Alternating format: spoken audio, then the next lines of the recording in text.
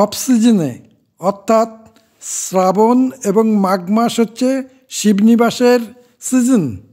এই অফ সিজনে এই শিবনিবাস ব্রিজ দিয়ে যাত্রী এবং পর্যটকগণ একেবারে শিবনিবাস মন্দির প্রাঙ্গণে পৌঁছে যেতে পারবেন। আর সামনে আছে নরবরে বাঁশের সাঁকো, 4 টাকা পারানি দিয়ে মন্দির প্রাঙ্গণে যেতে পারবেন। মাঘ মাসের শুক্লপক্ষের একাদশীকে ভৈমী একাদশী বা জয়া একাদশী বলা হয়ে থাকে।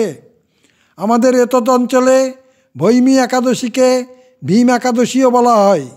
কথায় আছে ভীম একাদশীতে ভীম নাকি হিম নিয়ে যায়। আসলে মাঘ মাসের শেষ সপ্তাহে শীতের আনুষ্ঠানিক বিদায় সম্বর্ধনা হচ্ছে ভীম একাদশী। ভৈমী একাদশী মেলা অনুষ্ঠিত হয় শিবনিবাস প্রাঙ্গণে।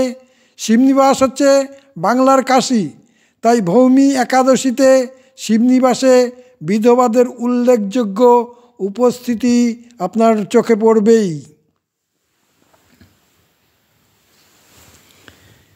শিবনিবাসের 3টি মন্দির আছে, 2টি শিব মন্দির, 1টি রাম সীতা মন্দির।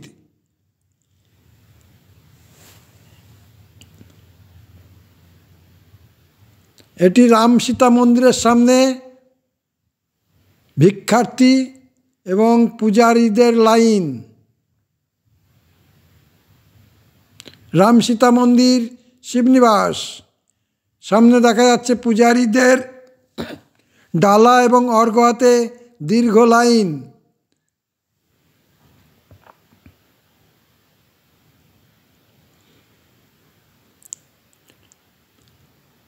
পূজারী এবং দর্শনার্থীদের দীর্ঘ লাইন এখানে রাম সীতা মন্দির।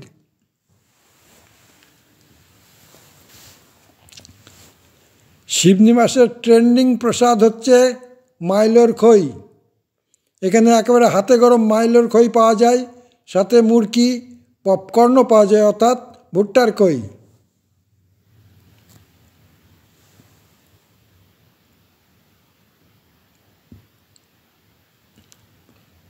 দর্শনার্থীদের দীর্ঘ লাইন। এই যে মাইলোর খই এবং মুরকি, এই যে পপকর্ন,